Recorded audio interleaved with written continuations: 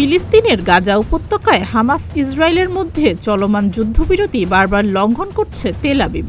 হামাসকে বারবার নিশ্চিহ্ন করার হুমকি দিচ্ছে ইসরায়েল। এদিকে হামাসকে ধ্বংস করতে এবার ইসরায়েলকে সমর্থন জানিয়েছে যুক্তরাষ্ট্র। এরই মধ্যে বিশাল মার্কিন বোমাবহর গিয়ে পৌঁছেছে ইসরায়েলে। ফিলিস্তিনি স্বাধীনতাকামী গোষ্ঠী হামাস সামরিক বা সরকারি শক্তি হিসেবে থাকতে পারবে না বলে হুমকি দিয়েছেন মার্কিন পররাষ্ট্রমন্ত্রী মার্কো রুবিও। পশ্চিম জেরুজালেমে ইসরায়েলের প্রধানমন্ত্রী বেনিয়ামিন নেতানিয়াহুর সঙ্গে এক যৌথ সংবাদ ব্রিফিংকালে তিনি এ হুঁশিয়ারি দেন। মার্কো রুবিও বলেন, হামাসের ব্যাপারে ট্রাম্পের অবস্থান পরিষ্কার, তাদের অবশ্যই নির্মূল ও নিশ্চিহ্ন করতে হবে। পররাষ্ট্রমন্ত্রী মার্কো রুবিও অভিযোগ করেন, মধ্যপ্রাচ্যকে অস্থিতিশীল করছে ইরান। হামাস ও হিজবুল্লাহকেও সহায়তা করছে দেশটি।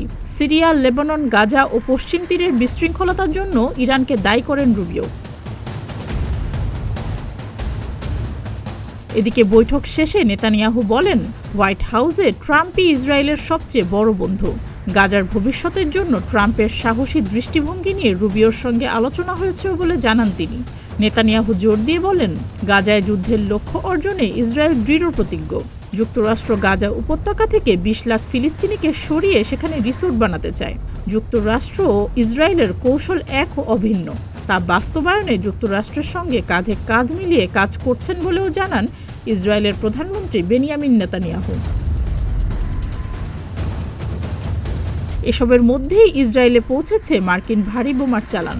আমেরিকান জাহাজে করে স্থানীয় সময় শনিবার MK-84 ভারী যুদ্ধাস্ত্রগুলি ইসরায়েলে পৌঁছায়। যুদ্ধ অস্ত্রগুলি ইসরায়েলি বিমান বাহিনীর ঘাঁটিতে স্থানান্তর করা হয়েছে। সুস্মিতা, প্রতিদিনের বাংলাদেশ।